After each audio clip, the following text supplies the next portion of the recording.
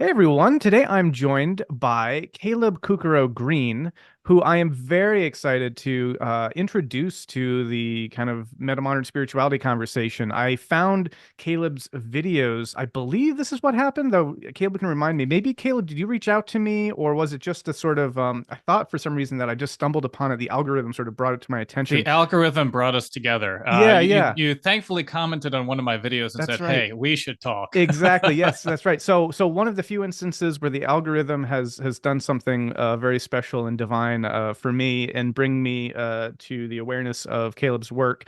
Watched his videos and just saw this incredible overlap, synchronicity or synchronization of visions and ideas here, which I think will become clear momentarily. And so I wanted to do a podcast with Caleb. Caleb is the founder of Arethion, a spiritual home for the non-religious, formerly religious, and questioning.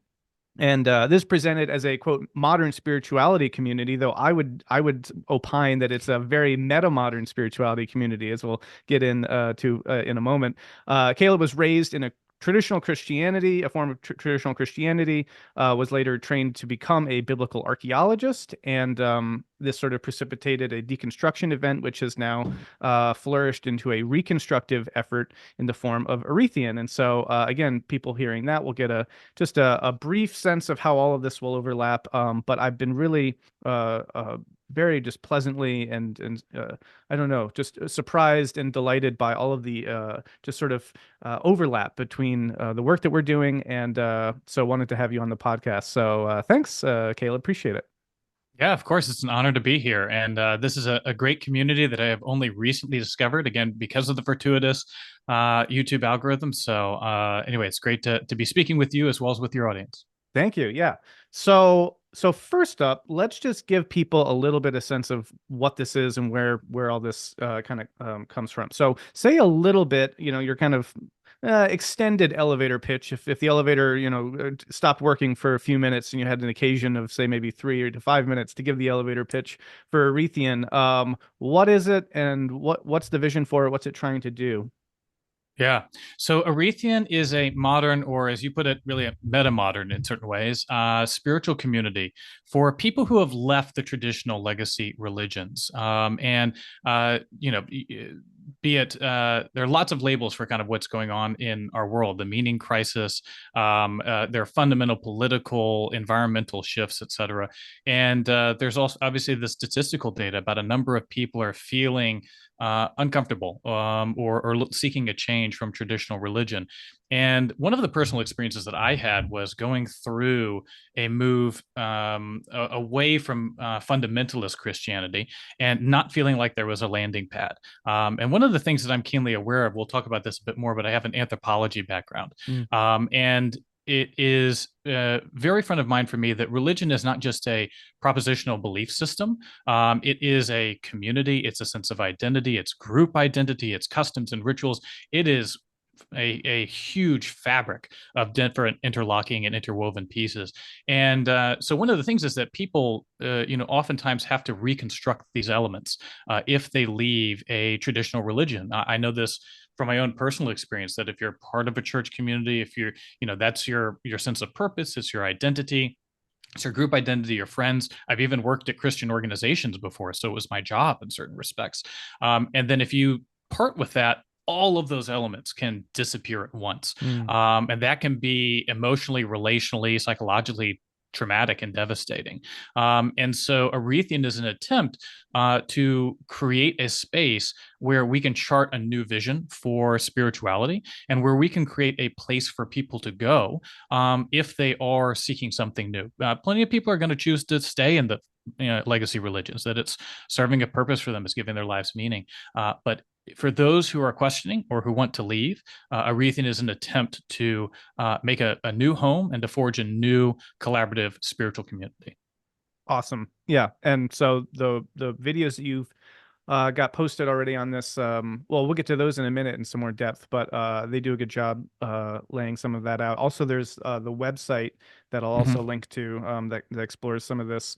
And I will just say up front, actually, I mean, the aesthetics, which is for me has always been a very important aspect of religion, broadly speaking, are amazing. They're beautiful. Oh, thank you. Yeah, I mean, I hesitate to use a word like production value, but there's something that I've Mm, always struggled with in trying to bring these sets of ideas to people, where I know that, yeah, having something with a kind of aesthetic richness to it is important for their mm, having the sensibility sink in, and the feeling like this is something of depth. And I think hmm that Arethion is really succeeding at that in a way that I think is actually pretty unique. So but beyond the superficiality, let's get into the depth, because the aesthetics is just sort of the uh, veneer on what is, I think, a very rich conceptual spiritual vision. mm, And again, so happy, really excited to begin to explore some of this with you. And I think the best way into that is to first start with your story a bit, because I think it sure. frames it a lot. And again, people who will be familiar with my work will, and my story, will see a lot of parallels here as well, I think. Hmm But take some time a little bit to yeah, say where you came from. You talked about being raised in a kind hmm of fundamentalism, getting an hmm anthropological background, hmm and then all this leading to constructing this community. Yeah. Yeah, so tell us that story in brief. Happy to do so. So I come from the buckle of the Bible Belt, and was raised in one of the most religious communities in the United States. Actually, for a while, the town that I come from had the highest church to population ratio in the nation. And within the home that I grew up, or near the home where I grew up, were three churches, all within a block of each other. So this is an intensely religious Mm, environment. I grew up in a denomination called Church of Christ, which believes that, I mean, it depends on which church you're at in Church of Christ, but believes that instrumental music is sinful. So we did not have instruments in the church. It believed that dancing was of the devil. It believed that other denominations, Baptists, Methodists, Catholics, were going to hell. And so it was a very fundamentalist evangelical community. I check all the boxes for Christianity, which is to say, I was raised in a Christian home. I attended church regularly. I had a personal relationship with Jesus and was saved and was baptized. I attended private Christian school. So Christianity was really the fabric of my existence, and I believed with every fiber of my being. Oftentimes, people who leave the church are sometimes told by people still in the church, "Oh, well, you were never a real Christian." yeah, And I have thoughts on that I won't go into now. But yeah. if there was a Christian box, I checked it. I did proselytization. I converted people to the faith. I was a member of Campus Crusade for Christ once I went to college. So Christianity was everything for me. The thing that kind of ultimately led to my doubts with Christianity were that I wanted to become a Christian archaeologist, and I attended the University of Pennsylvania, which has one of the world's best archaeological programs and specializes in certain Mm, areas of the world, including the Levant region. And once I got to college, I started taking biblical archaeology, and there a certain crack opened up in my perspective on the historicity of the Bible. I also started taking a number of philosophy classes, and ultimately studied semiotics. And so my real anthropological background is in community, semiotics, ritual, and performance. mm, That's ultimately where I focused. I kind of uh, dove into the archaeological literature, had that question of faith, and then ultimately pivoted into cultural anthropology. And this was an absolutely traumatic experience for me. I went from a certain degree of confidence in my Christian faith to an almost, relativistic nihilism, mm, and sought out support from friends who are Christians, Campus Crusade for Christ people. Sought out support from atheists, was really just grasping for anything, and went through a, pretty challenging wandering in the desert for a number of years, and then started to reconstruct. And ultimately, one of the things that I felt as the years went on was that a community, a new vision of spirituality was kind of needed, and that this needed to be an active collaborative project. And so ultimately, in January 2020, right before COVID hit and impacted all of our lives, I started thinking of a concept called Arethion. And so that's a little bit of my background in Christianity and some of the impetus behind forming a community like this. Yeah, that's so interesting. And I mean, yeah, again, the parallels are just really fun for me because I had a very similar background, though. I was in an evangelical Assemblies of God church, but I went to Mm, a small private Christian school on and hmm off. And right next door to us, literally, we'd go out on the playground for recess, and the building next door was a Church of Christ hmm church, and there was a school there. So we would like see the Church of Christ kids, and even from my background, I was like, those are like the more zealous people. It was sort of like those are the real extreme guys. Yep, yep. And but was still swimming in that world. I won't talk too much about my experience, but just along the way there, that wandering in the desert experience, and obviously Campus Crusade for Christ, and hmm I brought my issues to the Navigators, I think they were called. They're Mm. probably still, it's a kind of similar, it might even be a subsidiary thing, but very similar trajectories. Just curious on a kind of nerdy note, the work of William Deaver, did his stuff factor much into your thinking? And was it stuff around like, the archaeology of the Exodus or the lack thereof? Or what was it archaeologically that really kind of, freaked you out? Yeah, so I have a video dedicated to this in one of the YouTube series that I have. So, just a brief preamble before I answer your question. There are kind of two sides to a lot of the content that Arethion produces. One side is helping people who are coming from a religious background understand a lot of the history and evidence and around the question of is Christianity true? And then it's a question of, well, if Christianity isn't true, what do we do? And that's where the bulk of Arethion's content is. But some of the first stuff that I published was on these questions of Christianity. There's one devoted to archaeology, and yes, it was a lot of those. So there, in the archaeological world, there are biblical maximalists and there are biblical minimalists, and there was a debate about just how trustworthy the Bible could be, and the work of Finkelstein, Mazar, Deaver, et cetera, were all texts that I read and encountered, and so yes, there were gradual chips away at many of the biblical narratives, and an expansion of Yahweh. We have a video devoted to this as well. How did the notion of the Hebrew God evolve and change? And so I won't go into extreme depth here, but yes, a lot of questions from the existence of coins in the Joseph story to the Exodus. To the Yeah. introduction of the Philistines. That's actually one of my favorite topics, Mm. because it's a big anachronism in the Old Testament is when the Philistines arrive. So there are lots of things like that that just chisels away at a biblical inerrancy view that I held as a Church of Christ Yeah. practitioner. Yeah. And those are excellent videos, by the way, which I have watched, and I'll link to those as well. We'll talk more about the videos in a second too. But in one of them, you mentioned this phenomenon, which I've also experienced, which is that in certain kinds of apologetics framed presentations of the archaeological Mm-hmm. data, there's very selective it's very selective in terms of what it presents. And you mentioned the work of Yeah. Kathleen Kenyon and Yes. Jericho, and this is sort of like, see, everything's good here. And then it's like they don't get into Yeah. the stuff that subsequently happened in the latter 20th century, etc. Yeah, for a while I was reading back in the day, The Bible is History, I think, which came out in Yes, I the have that book. yeah, Yeah. and it's basically an exercise in a lot of that sort of a thing, and not all of that can be fully like a lot of that was coming in good faith in the time because it was early stuff, and It so was. Yeah. the picture kind of clarified much more across the 20th century in a way that couldn't maintain some of those views. And yet when you go online and try to look these things up, you're seeing all this Yes. old data with none of the new stuff factored in, and it gives people disingenuously a It sense does. of things. And so anyway, Yeah, and one yeah. brief comment on that is that the archaeological project in the 19th century and the first half of the 20th century were earnest people who wanted to set out and prove that the Bible was history, and that colored their methods, it colored their conclusions.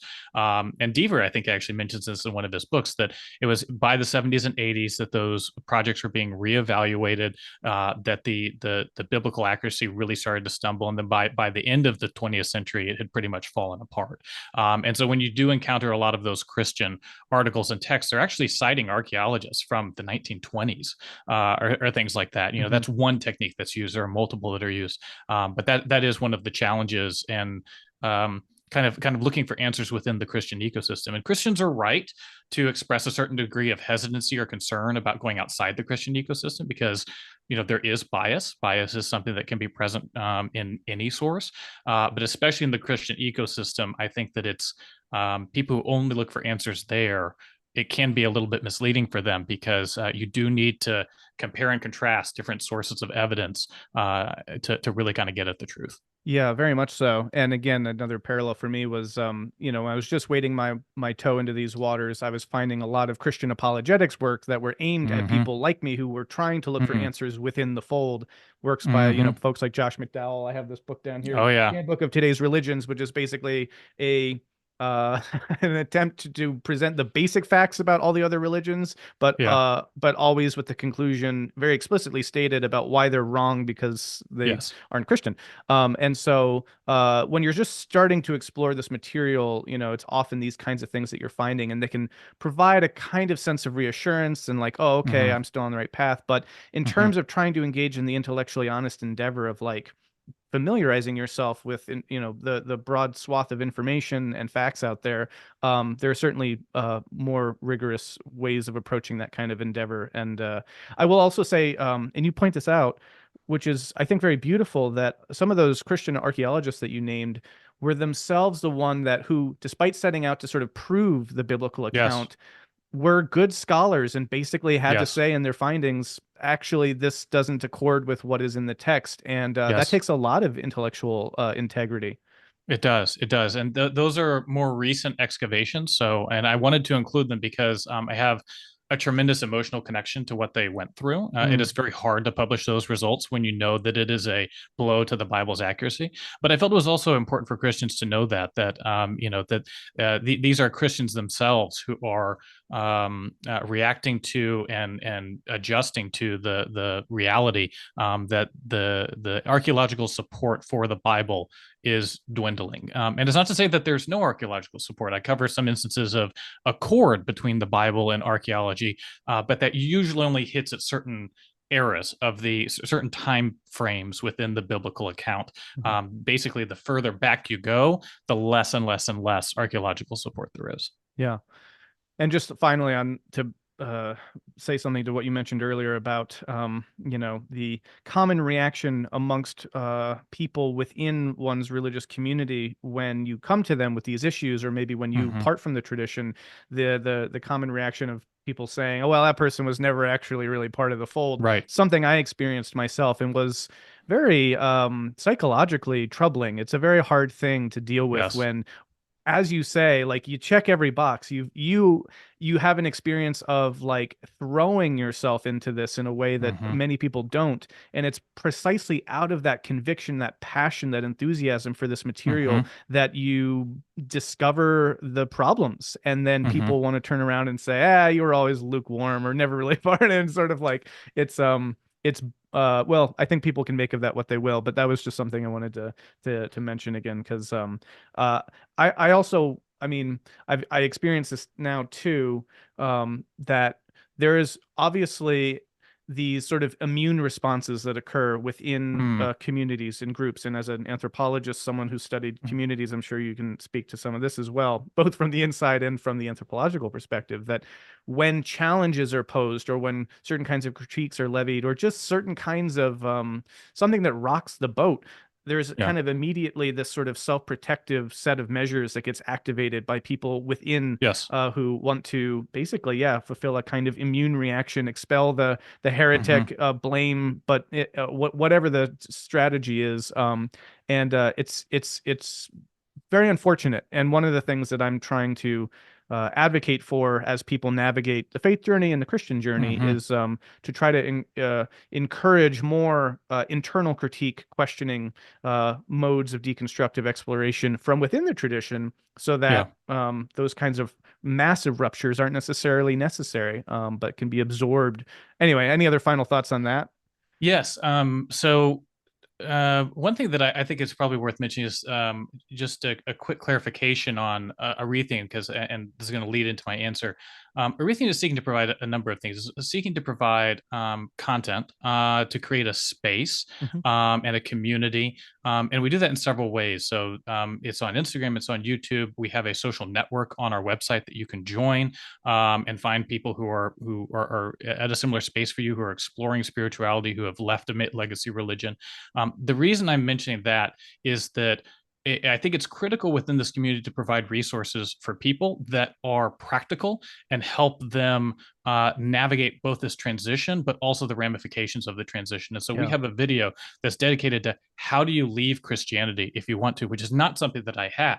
I didn't know what a process would even be like to do that. Mm-hmm. So providing it people like, hey, here is a playbook for if you want to leave, this is one way to do it. Mm. Another resource that I'm working on right now is how do you talk to people who share different faith beliefs than you do? And what I'm getting at here is that, especially post COVID, there have been a lot of rifts in families where I was talking with someone who's a member of the community just yesterday, who has a lot of family members that are Jehovah's Witnesses that she's not Mm-hmm. allowed to speak to anymore. They won't speak Mm. to her. She won't speak to them. Parents who won't speak to their kids, etc. And to me, this is really heartbreaking Yeah. because the fact is that we shouldn't let these types of divisions divide us. And ultimately, Arethion is a very compassionate project. I did not. I think there's a valuable place, for example, with atheist content Mm-hmm. or critiques of Christianity, but I didn't want Arethion to be that. I know what Yeah. it is to be a Christian. I know Mm-hmm. what it is to go through this process, incredibly painful. You don't want someone throwing facts in your face. What you want is someone to compassionately walk you through the evidence and hold your hand when you're struggling. Mm. And similarly, I want to provide people with resources and a playbook for, hey, if you have left Christianity and you have someone in your life that you love that you need to tell that to, here's how. Mm-hmm. Not just I'm leaving Christianity, but also I want to share with you what I've learned. I want to share my perspectives. I want to better understand your perspectives. How do you do that? How do you mend some of those relationships? It's not to say that you're going to end up meeting at the same point, but how can you reclaim those relationships? Yeah. And so the thing that I'll say here is that getting back to the response that so many Christians have of, oh, well, if you leave, you were never a real member. That is a strong psychological response that we all do, that is very psychologically beneficial for the member. And what I mean by that is that if I'm a Christian who stays and I label you as a faker, right? That does two things for me, and they're both beneficial, which is why we see this process recur Mm-hmm. again and again. One, it insulates me psychologically from having to confront the fact that maybe you left for a valid reason. Mm-hmm. Maybe you learned something. Maybe there's a problem with the group. And this can be any group, not just religion. That maybe there's something that's caused you to leave, and that departure was justified in some sense. I don't want to think about that. That's going to cause me psychological dissonance, And so, one, I can insulate myself from that by basically just labeling you as a faker. That's much more psychologically convenient than dealing with those hard Mm-hmm. realities. The second piece is that there's a lot of signaling with any group that we do. Mm. We want other group members to know that we are an active group member, that we support the group's beliefs, that we're loyal to the group, etc. And so this is a way of signaling that as well. By labeling you as a faker, I'm also able to implicitly signify that I'm not a faker and that I'm Mm. extremely devout. And so I'm really accomplishing two goals, and it doesn't have much cost to me. It doesn't. I don't have to go through the cost of reconciling that information into my Mm-hmm. worldview, and I get brownie points within the group by signaling to others that I'm calling you out as a faker and I'm really not a faker. Yeah. And so that's why we see this pattern recur again and again. It's a very convenient, widespread psychological phenomenon, and it's incredibly painful for Yeah. people to be on the receiving side of that, to have so Right. much of your life thrown into question. But I also want people to understand why it's happening. It's not because the people are mean, Mm. it's because their brain is trying to protect them from really hard questions. Yeah, certainly. Totally agree. And I think that clarification and distinction that you pointed out is really important, and I actually want to foreground it because your work, the videos that you put out, are, to be very clear, not coming from that kind of trope of the atheist who's going to show up with, all these facts and debunk Christianity, and like Yeah. has this sort of like this kind of sneering sort of kind of patronizing Yeah. kind of anti-evangelical evangelicalism about it, Hmm. right? And there's a lot of content out there that does that. Surprisingly, all of that is itself dwarfed by the amount of apologetics content, let's say, on YouTube, Yeah. but it's Yeah, I still, agree. when you find something to the contrary of that, stuff that does Yeah. at least engage more with the sort of historical critical materials, it's usually presented in such a way as, we gotta, you know, not own the libs, but own the Yeah. Christians, or it's a We very got kind to of own the apologists. Yeah. Yeah. exactly. And that is not what your work is about, and it's not the sensibility that it comes from. The videos that you do on Christianity and exploring its truth claims is, I think, is very masterfully done in getting that tone right.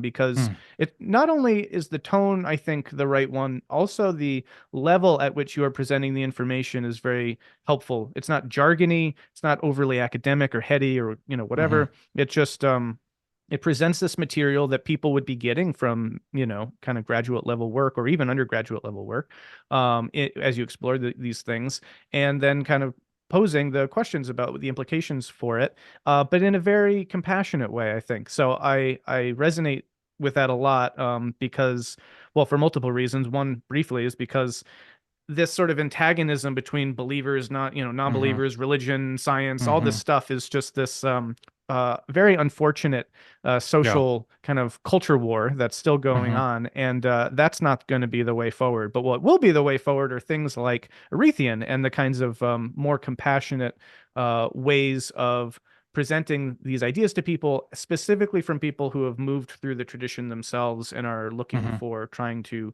reconstruct meaning and spirituality on the other side. So anyway, I just wanted to make a pitch for those things on that front. But before we move on to the Arethian aspect, maybe we can just Hmm. say a little bit more about that video series. And as I say, there's a number of videos for people who maybe are dealing with these questions or maybe who haven't Sure. even explored them. What were you trying to do with that?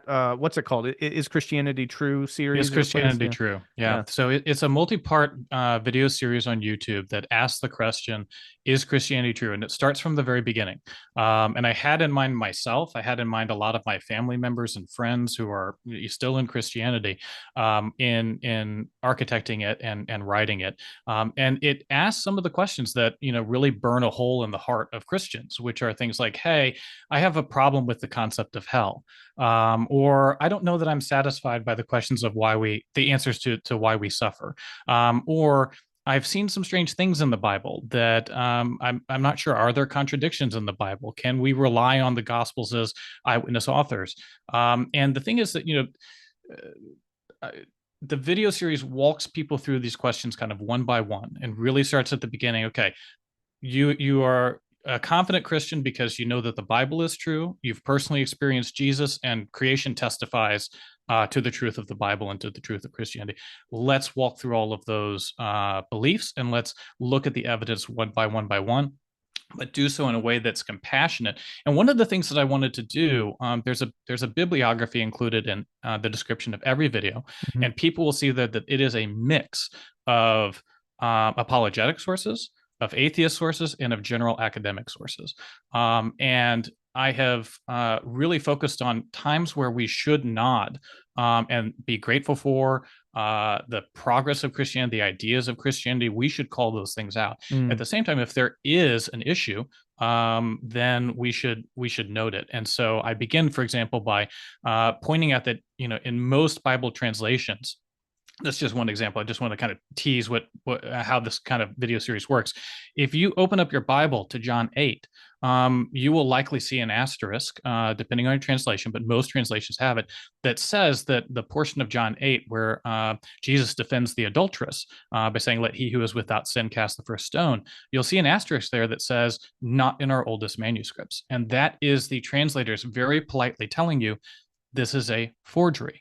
This was not original to John's gospel. This was added later, and it is a historical fact. And uh, you can look at that in a number of ways. You can look at it and say, oh, well, uh, maybe God intended for this story to be in there. But most of the apologists make the argument that the original scrolls written by the apostles are perfect, but this wasn't in that perfect original scroll. And so these types of discoveries open up a lot of questions about, well, exactly how should we interpret this evidence, and what does this mean for our Christianity? Another example I use is that the book of Acts, some of our oldest manuscripts are 10 to 20% longer than the version in your Bible. And so, as a biblical inerrancy Church of Christ, practitioner, I believe that the Bible was perfect, but here are some older scrolls that have different and more content to Acts. Which one should we be reading?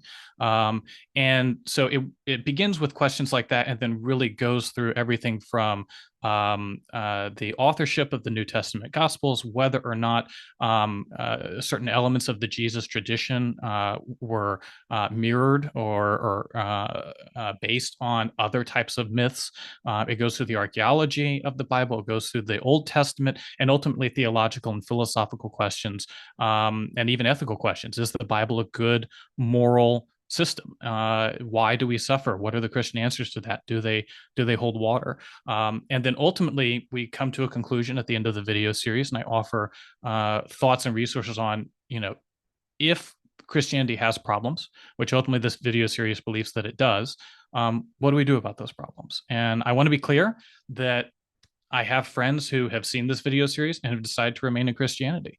I have friends who have seen this video series and decided this is the information I needed in order to feel good about leaving. And again, people are going to end at a different place after watching this video series. But what I wanted to do was create content that actually walked people step by step through a lot of the evidence, as you said, that you'd encounter in undergraduate or graduate academic courses that's not available in the Christian ecosystem. Let's just share that information with you.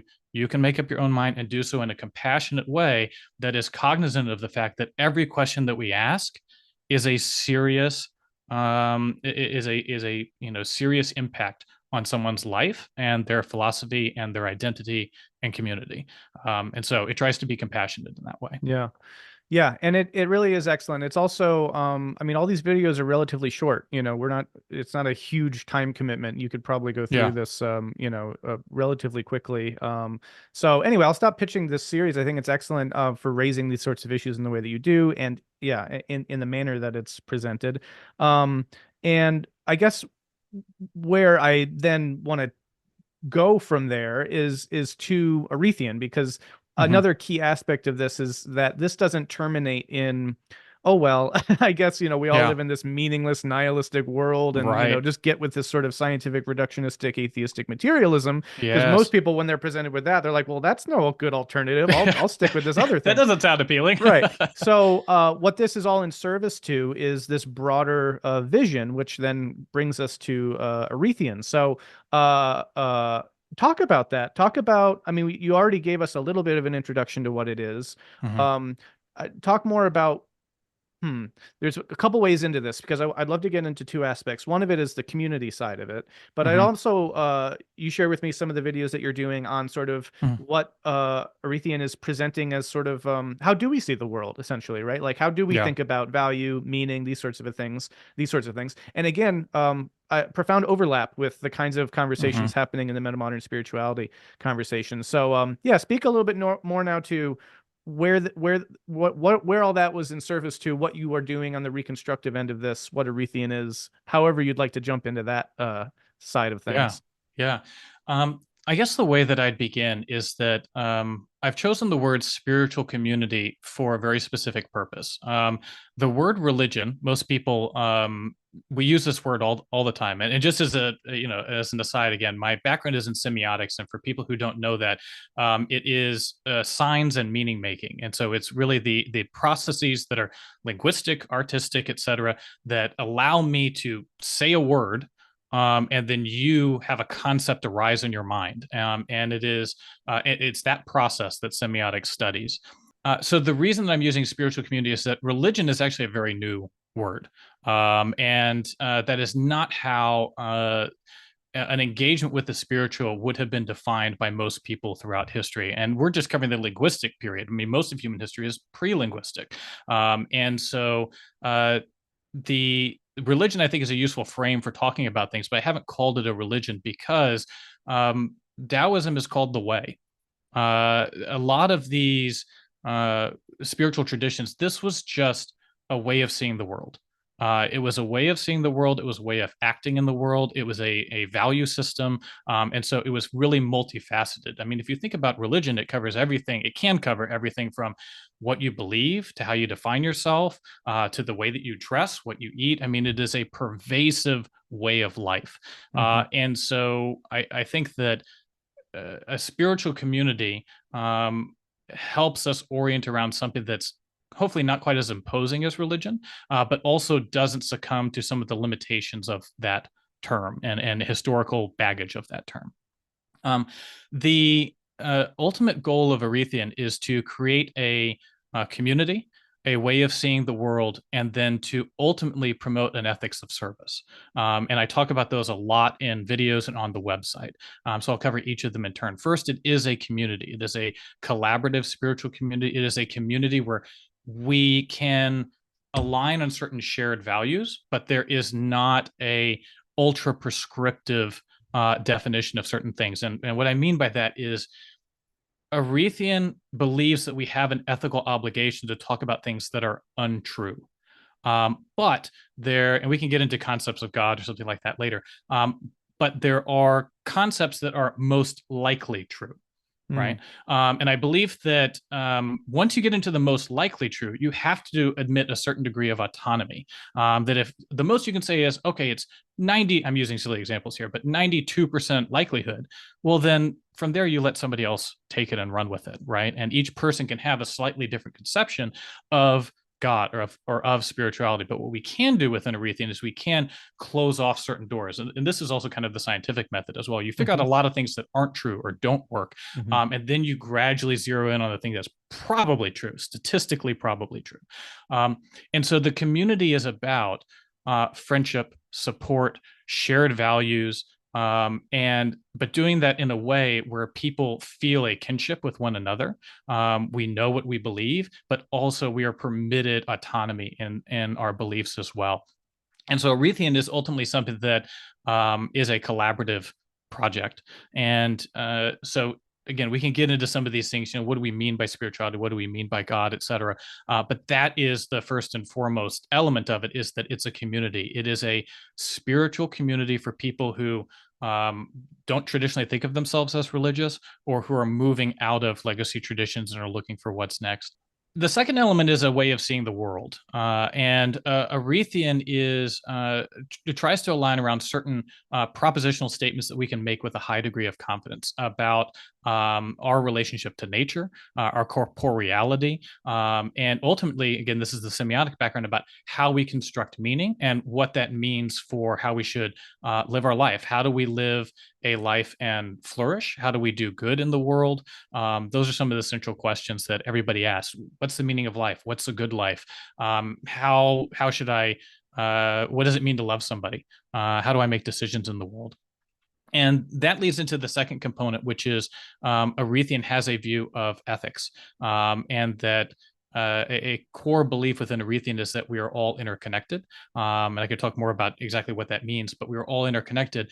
And the logo of Arethion is actually has many symbolic representations, but one of them is a pebble dropped into a pond that the Mm. rings radiate outward.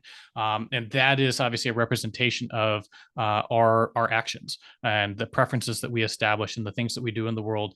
We are acting on others and they are acting on us. And so the concept of ethics and how do we promote well-being, we have a video dedicated to that as well. What do we mean by well-being? That is also very foundational. So to boil all of this down is that Arethion is a spiritual community for a diverse constellation of people who share certain values. So it permits autonomy, but also there are certain things that we can anchor on as shared values and propositionally true. Then the second piece is a way of seeing the world. What is our place in the world? How do we construct meaning for ourselves? What does it mean to be spiritual? And then it is a system of service. It is an ethics, but it is also a practice of service that we do when we gather together. I can talk more about this, but there's a big idea of reciprocity. And whenever Arethians get together, we say, what do you need help with? And we support one another. It's a process of give and take, knowing that I will have a period of plenty and then I'll have a period of want. And, during periods of plenty, I can give to others and help. And other times I may be lacking. I may lose my job or something like that, and I need the community to support me. And so that practice of service, both within the Arethian community and then outside through community service action, is very fundamental as well. Yeah. And that is, I think, the key component to, well, I'll say a couple of things. One is I'm always so fascinated by whenever I see sort of independent convergence towards a particular framework of something. Mm. And I'll get into this more in a second, but there's so much of overlap again Mm-hmm. between the way of seeing the world that is presented through the Arethion materials, and again what's sort of showing up in the reconstructive postmodern Mm-hmm. metamodern space. Yes. And so yeah, but at the same time, a lot of that can still happen propositionally, and it Mm-hmm. can help people resolve issues of meaning and that sort of thing. But what's so crucial is the community aspect, the Yes. participatory, the you Yes. could say the ritual and the liturgical as well. But what we do in Mm-hmm. community with one another, and as long as that is absent, uh, Mm-hmm.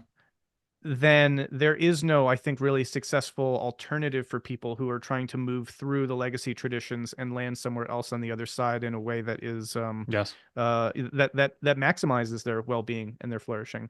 And Mm-hmm. so again, projects like this, I think, are vital to that end, and I'm really excited by all of that. Digging in though to some of the specifics here, I mean, this was just Yeah. so cool, right? So, one of the things that in that I think it's titled "What Does Arethian Believe" or whatnot. It's where you Mm-hmm. lay out some of the ideas. You talk about everything being essentially processes instead of things, Mm-hmm. right? That there's that Yes. life is movement, and that reality is full of movement and dynamic Mm-hmm. flows of things. Which Mm-hmm. again, just to make connections for people at home who are kind of plugged into the metamodern spirituality conversation, this is a process-oriented ontology, a process Mm-hmm. philosophy, or process theology, you could say, when you're keyed into the notion that we are dynamical systems in context, right? Mm-hmm. You also talk about meaning as not being something sort of given, as it's sort of like, it's Correct. just there. It's not a thing, and it's not sort of, it's something that we do relationality and through our actions and through, Yes. participating in the world. And by choosing, we are, in a sense, generating meaning transjectively would be John Vervaeke's term. So again, just Yes. this is a fundamental connection point there, and the idea of value that emerges from that, right? That like Yes. if you're oriented then towards well-being and you Mm-hmm. appreciate that we are processes that are interwoven with other processes, and that, Mm-hmm. as you say, we're deeply interconnected with others, all of Mm-hmm. that leads naturally to a sense of ethical service, Yes. compassion, care for the other, all of these things. And so value, meaning, all of these things get reconstructed on the other side, and then fitted hopefully into active participatory communities. So Mm-hmm. with ritual, with symbol, with all these things.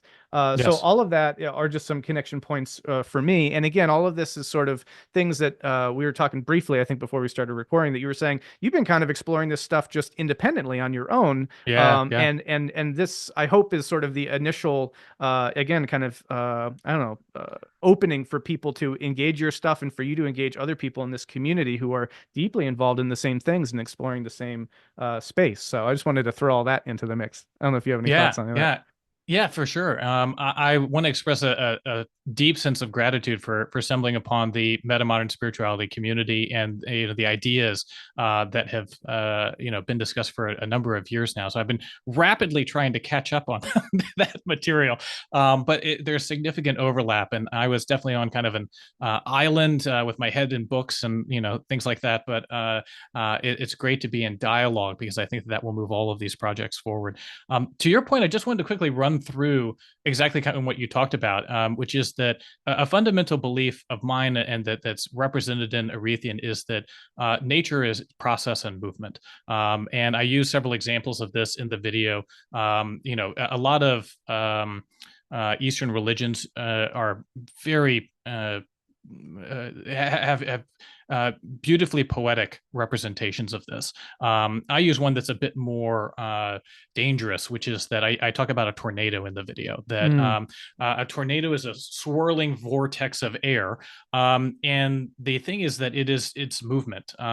So much from molecules to trees growing to humans is all about movement, and ultimately we have to talk about or tornado. And so we call it a tornado, but really it's always an exchange. It's moving in terms of its place, it's sucking in air, it's spitting out other air, et cetera. And so this idea of the fact that we can use a word, this is the semiotic background, we can use a word to represent that tornado, but it's really just a veneer. Language is inaccurate and unreliable. Nietzsche has some great things to say about this as well, and was kind of a precursor to the linguistic revolution of Saussure and Charles Sanders Peirce. But that tornado it's a helpful way for us to speak about it. We have to remember that it is always actually movement, and then what flows from that is that meaning is something that we construct as we kind of move through the world. And I give one example, again, going to wind, that, and this is the semiotic theory of Charles Sanders Peirce. You have an audience that would probably be interested in this, but Oh yeah. Charles Sanders Peirce divides semiotics into three key categories. So one is the sign, which is the thing that we experience or that we encounter. The second is the object, and then the third is what's called the interpretant, which is the concept and the relationship between those. I'll give a very practical example of this.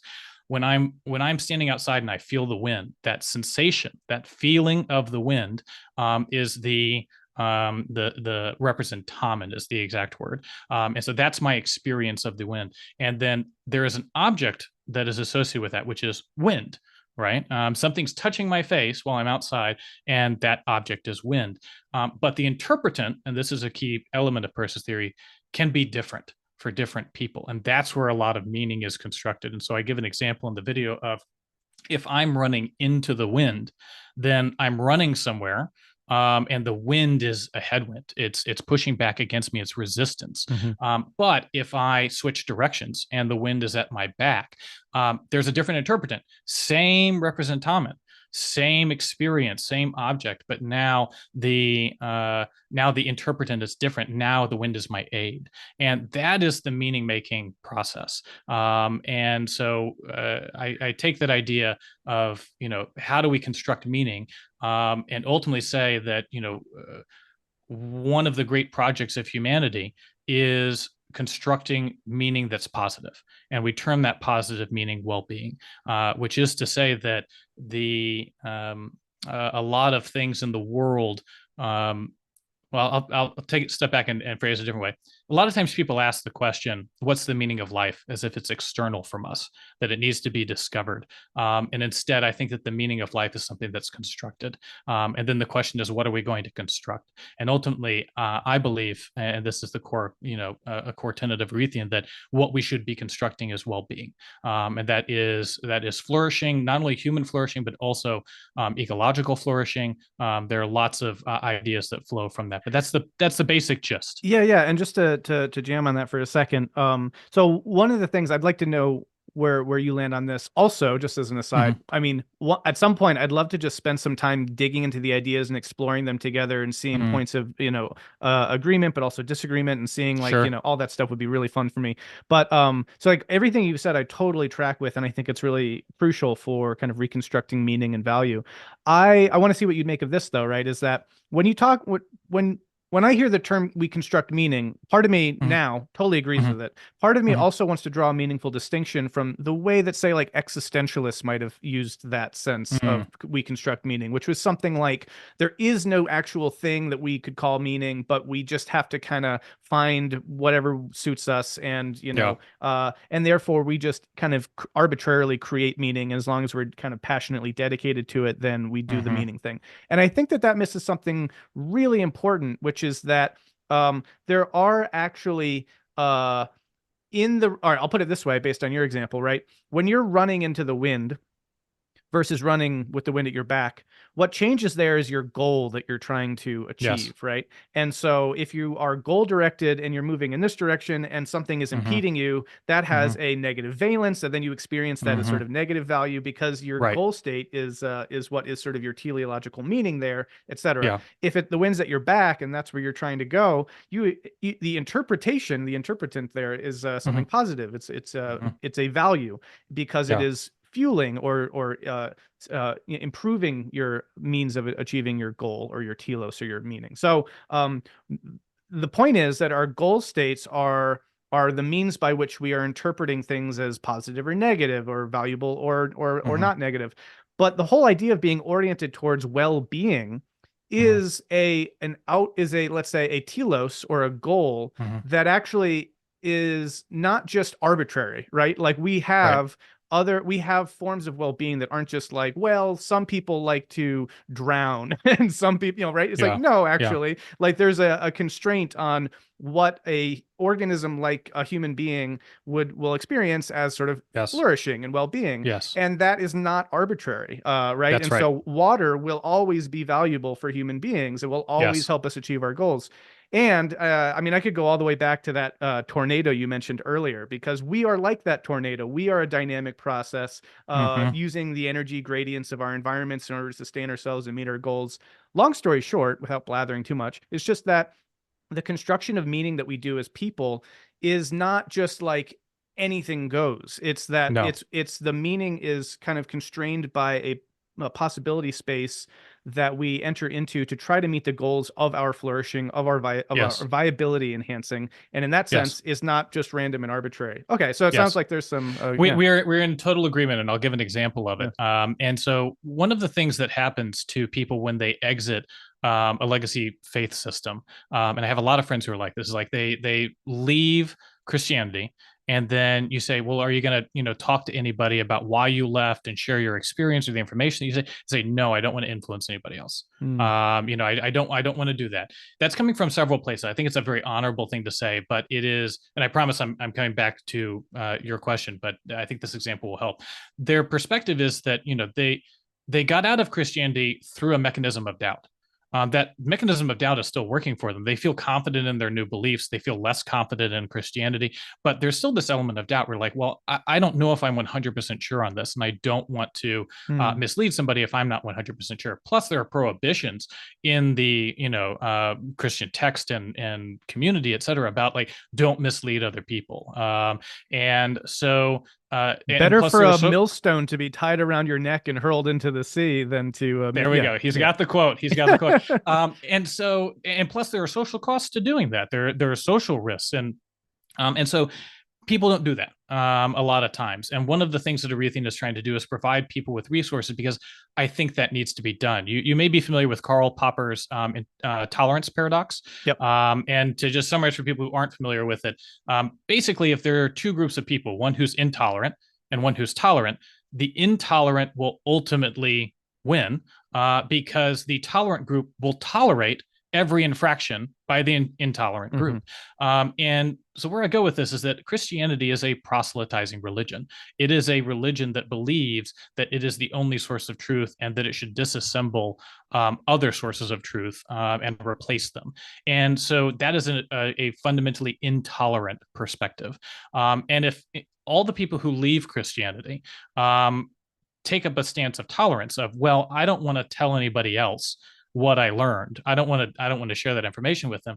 Well, then we have the intolerance, the tolerance paradox. And so an example that I'm going to give in an upcoming video is that if you have a friend who has lost their job and they haven't really been looking for a job, they've now defaulted on their rent, they're about to be evicted, and your friend you go to talk to them and they say, well, it's okay, I don't need to do anything because any day now, I'm going to have $1 million in a suitcase on my front door. It's just going to show up. um, this is obviously an illusory belief, right? This is, in getting to your point now, this is a meaning that's constructed that is not connected to reality, and that has some challenging values associated with it. I'll put it that way. Um, I personally believe that we have an ethical responsibility to try to compassionately, ethically correct that illusory belief. We need to talk to our friends and say, I know you think $1 million is going to show up here. We can ask questions. Socratic method here is very valuable, et cetera, because I don't think you can ultimately convince people of something. You just they convince themselves. You Hmm. walk them through questions, et cetera. But like ultimately, it is hurting my friend to maintain that illusory belief. And the case is, if some of these religions, Egyptian religion, Greek religion, we're comfortable saying that those things are false. If some of the religions that people practice today are also false, these religions come with both really beautiful elements, but also problematic elements. And we have an ethical responsibility to address some of those problematic elements, just as we would to help our friend, because we want them to get back up on their feet, and we, don't want them to be evicted from their home. So this is a long way of saying that I completely agree with you that this is not a anything. Anything can mean whatever you want it to mean. It's not a point of relativism. It's not a point of nihilism.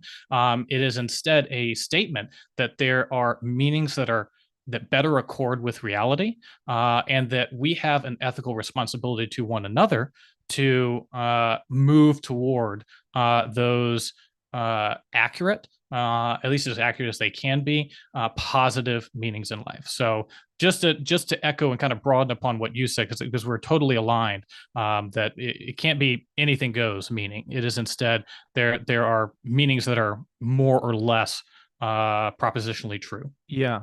And I think something in that direction is really important and necessary again for a viable alternative beyond the legacy traditions, because another thing that's very common is as people leave those traditions, those religions, they tend to assume, gosh, if meaning isn't bestowed the way that I thought it was, then I Yes. guess there Yes. is no meaning. And so there's this Yes. immediate Right. trap of nihilism beyond Yes. doubt, I guess you could say.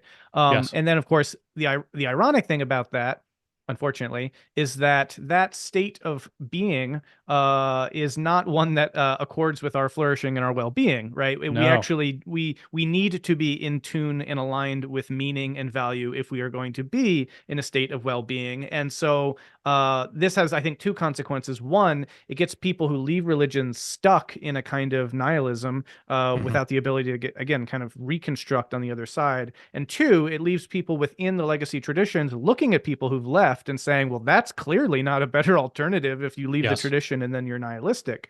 And so that's why I think it really is so important that we move beyond purely relativistic framings for the reasons that you're naming, including the intolerance paradox, but also just in order to get right with meaning and value and well-being, it demands that we make certain claims and try to affirm certain truths over others. Mm-hmm. And so all of these things I think wind up cohering together to provide a much more attractive let's say a better attractor point to Mm-hmm. move towards beyond as you kind of deconstruct and move through the traditional religion, and being able to find yourself not on a foundationalist, yes, now I have the new right answers, but Yes. this you find yourself in a place where you are more in tune with the dynamics and the processes of reality in such a way that I think plug you more into wise decision making, ethical decision making, and the kinds of choices that can ultimately lead to flourishing and well being, and therefore kind of have support in their kind of outcomes. So anyway, I just want to make that point. One brief comment on that, which is that I've inhabited that space myself for a number of years, right? The nihilistic, if meaning is bestowed from a creator and something happens to that creator, then you're a tough spot. One of the things that one of the animating ideas behind Arethion is practicality, and what I mean by that is that um, there was a time where if you landed in that place, you had to rebuild yourself. It was tough to even find resources on how to rebuild, et cetera. That's getting easier with more people going through this process with platforms like YouTube, et cetera. But it was a long journey for me, I think, for a lot of people. And one of the things that I want to do with Arethion is to just save people some of that time. Hmm. And I talk about this in one of the videos, like everybody shouldn't have to go and read Kant's Critique of Pure Reason. Like there are certain things that we can say are shared values, shared beliefs. As you said, there is a common definition of well-being because we're all human that we can kind of get behind. And so instead of letting everybody have to kind of reach that conclusion on their own, come to a community where we are not in any way going to say we have all the answers. We have some of the answers, right? And you can save yourself a lot of time. And I'm a parent of young children. I don't have time. Just if you don't have a lot of time, latch onto a community where certain things have already been digested and can be provided, in which you can reject. Just to be clear, anybody can reject anything that I'm saying, but where at least we say, hey, here's kind of the gist. Agree with it or disagree with it, but you don't have to do it yourself. Yeah. Right? And I think that that's such an important aspect to the kind of cultural significance of a project like this and metamodern spirituality and reconstructive spiritualities more broadly, Mm-hmm. is that culture is accretive. We don't have to reinvent the wheel every time, right? And Yes. so people can go through these experiences. They can do the homework and the hard work and the Mm-hmm. existential, kind of therapeutics, I guess you could say, Yeah. and start to reconstruct things in a way that then they can put that back into the world as a place where people can then enter into and not have to go through all of that themselves. And that hopefully, I mean, and this is my kind of vision, is that as time continues to go forward and, Mm-hmm. fingers crossed, we're able to make it to the end of this century and beyond, and, not Mm-hmm. face kind of existential risks that upend that, but all things hopefully panning out well for us as a species as we move into the future. These kinds of things that are happening right now, these kinds of things like Arethion and these kinds of reconstructive spiritualities, will be there for people in the future as something that now is just sort of, it's part of the social fabric. It's these communities have been established. These ways of thinking have their kind of pedigrees and their sort of the kind of a lineage or a depth to it that is there for people who want to explore all of that in its nuance, but is also just something that you can again sort of step into as a fully actionable container or something like that. And in that sense, I think it's a cultural, it's a project of cultural significance when we think into the future. The legacy religions began in a particular way, and those were communities, and those were things that got set up in institutions, etc. But these things change over time. They morph, they Mm-hmm. evolve, and I think we're seeing a kind of collective process, you could say, of deconstruction and reconstruction. And Yes. we're at the kind of cusp of these reconstructive efforts, but that hopefully these things, are thriving and themselves flourishing in a couple centuries. So I wanted to make that plug. And I guess to all that, and as we start to wrap this up, I just want to hear more about Arethion. It's your plans for what it looks like, your vision for, or maybe your aspirations, let's say. I mean, maybe talk a little bit about what people can do if they're interested, want to get involved. Talk a Mm-hmm. little bit about, what does this community look like in 5 years, and what sort of impact is it having? Oh my goodness, that's a big question. So to answer the practical one first, what can people do? Visit Arethion.com. That's where the digital community is. I want to be clear that you caught me at the very beginning here. This is just getting off the ground. We have community members joining right now, but is very very early. And so if you're interested in just learning more or talking to people who are experiencing what you're experiencing, coming to Arethion.com and joining the social community there is important. You engage with us on Instagram, on YouTube. The ultimate vision here is for this to become a community and a practice. And I'm really big on embodiment and action and doing things. To me, the way that we see the world is foundational, but then we have to do something. Mhm. And so, what does this look like? Gatherings in different cities for people who want to practice this, where we can do that act of reciprocity. It's you can imagine one of these gatherings. What would a gathering look like? It's people coming together to share experiences and wisdom, to spiritually nourish one another, to engage of acts of service and say, "Hey, where do you need support? I just lost my babysitter, or my mom just found out she had cancer. Can people help with a meal train?" Finding that type of community that's supporting one another practically as well as spiritually and emotionally. So having in-person gatherings like that, being able to go outside of the Arethion community and do acts of service, because I am deeply committed to promoting the well-being of everyone. I want to be clear, there are times where there are trade-offs in well-being, where I have to sacrifice a portion of my well-being to advance the well-being of another person. That's a lot of what community service is oriented toward. Ultimately, the grand vision of this is that it is uh, a large community that has in-person gatherings, that has actual kind of meeting spaces that are constructed, that we have multiple partnerships with community service organizations. We're actively working in the world, and that we are also working collectively to take the temperature down with some of our divisions. Ultimately, hopefully people can see from the Christianity video series and other elements of Arethion that this is a compassionate project. I believe that we should not only be mending kind of religious divides, but also political divides, et cetera. And so a vision of this out is thriving in-person communities, new places of meeting and community, projects that are helping to mend things and orient us toward action that improves the world and improves collective well-being. Yeah. Well, and again, there's so much about this project that is so deeply aligned with my own and the work that I'm doing. I would love for Sky Meadow, or Sky Meadow Mm. Institute, whatever, to be one of those places where an in-person thing could happen for that community. Just want to throw that out there. I also want to say, Love it. well, I have one quick question and then one slightly longer question, maybe. The quick question is, so much of what we've been doing to frame this and the way that you've framed it in the videos in a sense, or at least kind of provided the entry point in, is through people leaving Christianity maybe. But the question I would ask is there a place for Christians in Arethion? There definitely is. One of the things that it's kind of a hokey slogan, but I think it has some meat on it. So, is you don't have to believe to belong. Mm. Which is to say that if people are interested in a spiritually uplifting community, one of the things that we have to walk a fine line that there are certain kind of shared beliefs that Hmm. Arethians commit to, but that beyond that, again, a large degree of autonomy is the right of everyone. And so, yes, there is a place for people who are practicing Christians, who are deconstructing Christians. If someone, for example, just uh, they can't find a good church community, they would be welcome in Arethion. And it is how they engage with it and what benefits they get out of it is totally up to them.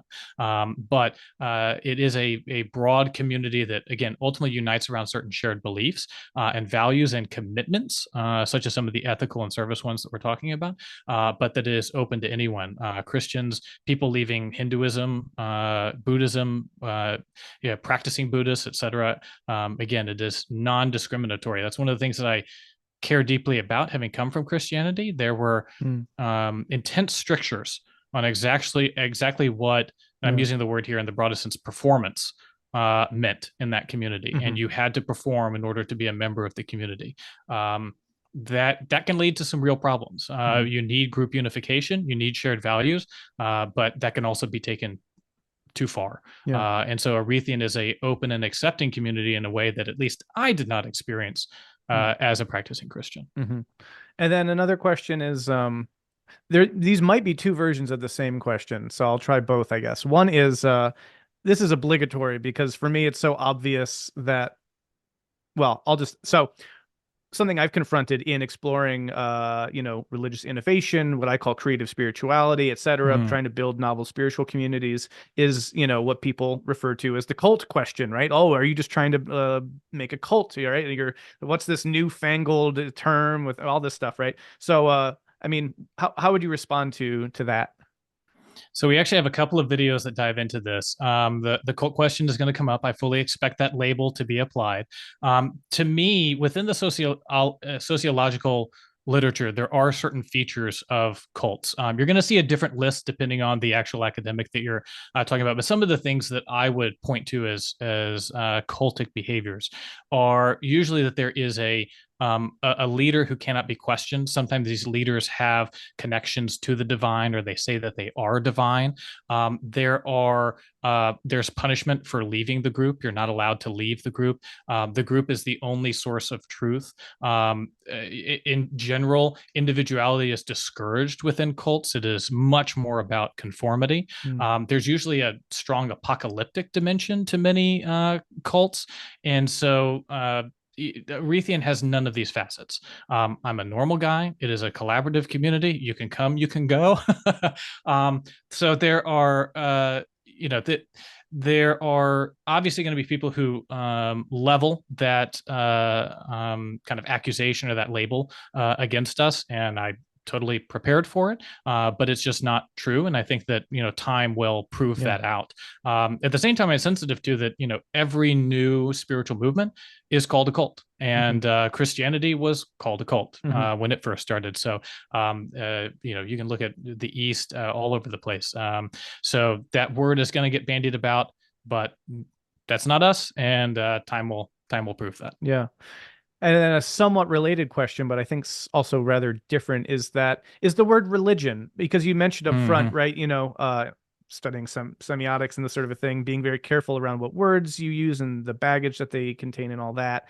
That you're not using that term, but especially kind of in the framework of thinking aspirationally towards the future. I mean, if in 200 years people were like, Arethion, that's a religion essentially, right? And there was the kind of, let's say, religious infrastructure that exists in other religions. Would you say something had gone terribly wrong, or would you say that that's sort of a natural progression from these sorts of things, and that any kind of healthy outgrowth of a early spiritual community will tend in that direction as long as it's properly understood? What are your sort of thoughts on Arethion as a future religion?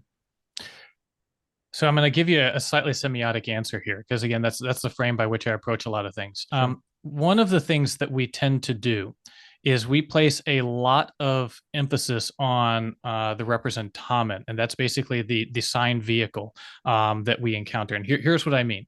A process that a lot of Christians, including myself, go through is that we have the word God that we inherit from a Christian tradition, and that has a very particular object behind it. Now, that object, I want to be clear, semiotically, I definitely believe this. Like, your conception of God in Christianity is not my conception of God, right? They're different conceptions, but they're somewhat constrained. They're bound together in a certain tradition, and they have a limit, so to speak. But if we lose our bearings, then one of the things that happens is that we're still very connected to that sign vehicle of God. And even if we start to explore other religions, etc., we often, people are trying to figure out, okay, what does God mean to me now? They end up still having elements of the old object. Yep. Because the representamen is the same. Yeah. Right. Sure. And so it's like, okay, well, I can get behind this vision of God or that vision of God, but there are still these elements of like, oh, well, I still think God's male. He's not a white guy with a beard in the sky anymore, but I think he's still male, right? And so that's where I get very wary about some of these broad terms, God, religion, etc. I'm going to, especially in some of the upcoming videos, I'm going to define some of these very, very carefully. But what I would say is, to the general question of if Arethion becomes a religion down the road, one, that's definitely not something that any person can control because of the way that language slips and moves through time. The second thing that I'd say is that I have a very broad view, a foundational view of what I see is that humans form communities and groups. And this is the anthropologist talking.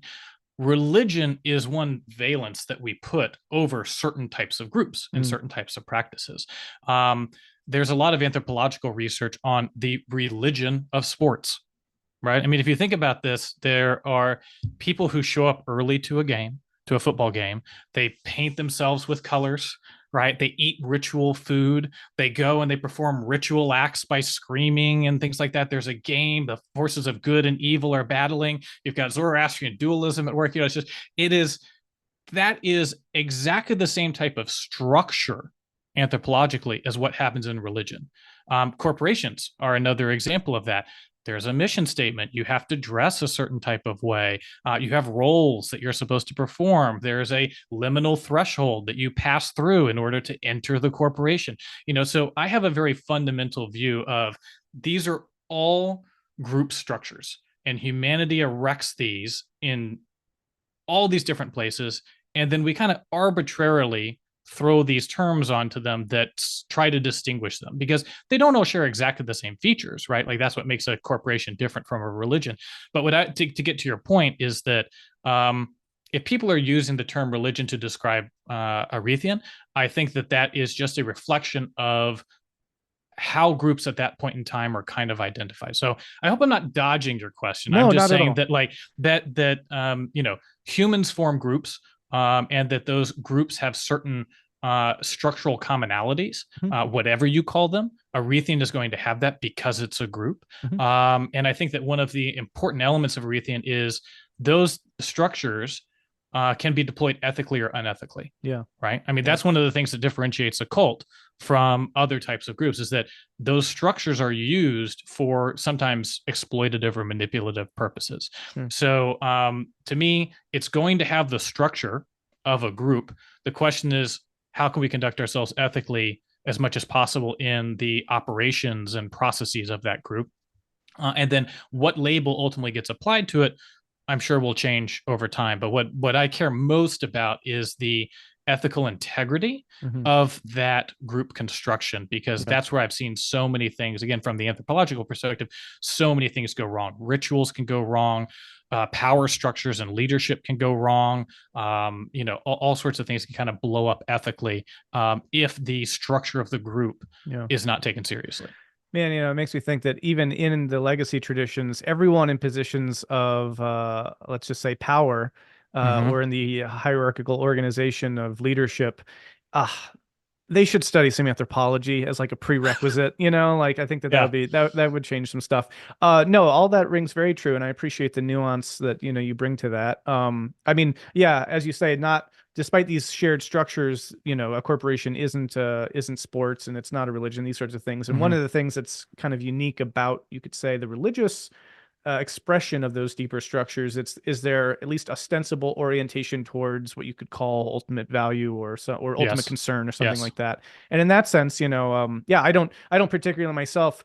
Well, how do in some ways I'm fine with the word religion, and in other ways I'm actually very intentional not to use it. I mean, I talk about Mm-hmm. metamodern spirituality as opposed to Right. metamodern religion. At the same time, Layman Pascal, an interlocutor of mine and Mm-hmm. co-collaborator, likes to make the distinction that sort of spirituality is the individual form, whereas religion is the collective form, and both are engaged in various kinds of integrating subparts into sort of Mm-hmm. emergent wholes, and it's an interesting framing of it. But anyway, no, everything that you said really resonates. And because you brought it up, and because it's always a wonderful fitting telos and thus end or goal of any conversation that I have, and I've naturally fallen this pattern. The G word, you mentioned God and you mentioned God concepts. Let's end there. As hopefully the beginning of a future set of conversations that can explore the conceptual and the propositional content of Arethion in more depth. But yeah, if you are willing, unpack a little bit and just briefly, what a word like God might be able to do or mean in the context of Arethion. So I'll start by saying that I think it is easier to cordon off the things that we know are not true. Right. We start from there, and then we get to statistical probabilities that are higher rather than lower. And so let me give you an example of that. It is uh, likely not true that Zeus exists. It is likely not true that Osiris exists. And again, kind of in according to the scientific method, like we can cordon off certain types of possibilities or explanations for things. As I think about all of the, getting into the religious stage, all of the theisms, right? Monotheism, dualism, pantheism, etc. I think that we can start to cordon off some of those and certain representations of them, certain narratives and historical traditions. Um, and we can say this one is very likely not true. And then ultimately we land someplace where it is potentially, probably, most likely true, but we can't say much more than that. And that's where, again, I think autonomy and self-determination, what does your concept of God look like, is fair and warranted, because we can't get to 100% of the answer. We can exclude the things that are only 10% likely or 0% likely, but then we're going to tap it. I'm using arbitrary numbers here. We're going to tap out at 92%, right? And we can't really go further, at least not with our current understanding or capabilities. The the ultimate definition of God that I kind of reach, and I see this again and again across human history and culture, is pantheism, some variation of pantheism. You see this in Chinese Qi, Taoism, the great spirit of indigenous Americans, African spirituality, the Celts. I mean, even Marcus Aurelius and the Stoics. I mean, this idea of a unity of the cosmos comes up again and again. I think that there is something that is fundamental about that. There's something archetypal about that. Again, time and space, it recurs again and again. To me, as I look across all of the different types of theisms, that is the one that has the most likelihood for being true or correct. What exactly does that look like? That's where I pass the baton to the individual members of Arethion and say, it depends on how you conceive of God. Do you want to pray to God? Is that the process by which you would engage with a pantheistic kind of divinity? Or a spirit? Is it meditation? Is it communal practice? Perhaps it's all of those things. So, what I would say is, I think that an idea of God as being, as process, as unity, is something that is defensible, and is most likely true. What exactly does that look like? Does God have a mind? Does God have a will? All of these things are much bigger questions that I think get pretty hard to answer. And I'd leave that to people who are much smarter than me. But I do think that we can zero in on a most likely answer, and then again, it's important for everyone from there to kind of determine for themselves exactly what it means, and how they want to engage with it from a spiritual practice standpoint. So I don't know if that answered your question, Of but course, yeah, no, and as you say, much more could be said, but I think that's a beautiful answer, and one that resonates with me. I think that, yeah, that's very much, I think, how I would probably, that's a way that I would probably go about trying to speak to some of that. For me, also, what's really powerful is thinking about that, whatever that, I'll put it this way, whatever that pantheism is, whatever that mhm. unity is, it is also process. It is also Yes, movement. It is yes. also this dynamism. And because of that, I think that you can also see the value and the meaning that we were talking about earlier as sort of part of the processual evolution of this Mhm. totality.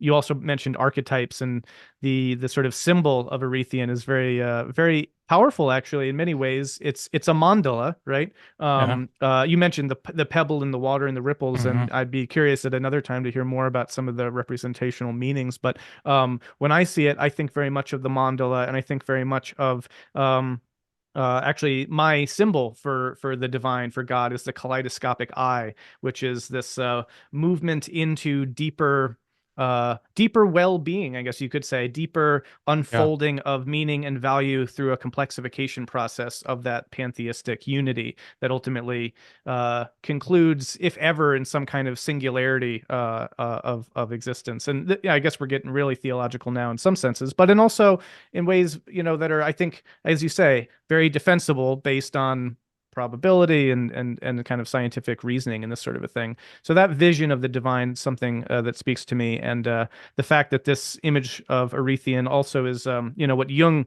identified as the mandala Mhm. being both the symbol for God and the self, and Mhm. the uniting of those two is, I think, a significant component. But anyway, I'll stop waxing poetic on or theological on all that, and just say that this was really wonderful. Again, it's probably come across very clearly, but I think that the work you're doing is really incredibly valuable. It's good. It's good stuff. The video series that I've watched, I mean, it's like, yes, yes, yes, yes.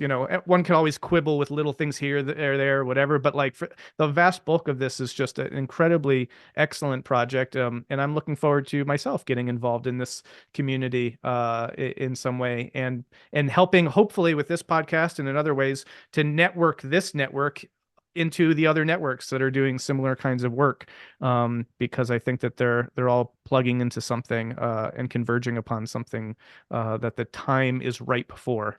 So I Yes. think, yeah, that you're a big part of that. So yeah, Caleb, thank you so much. Really appreciate you coming on to share about this.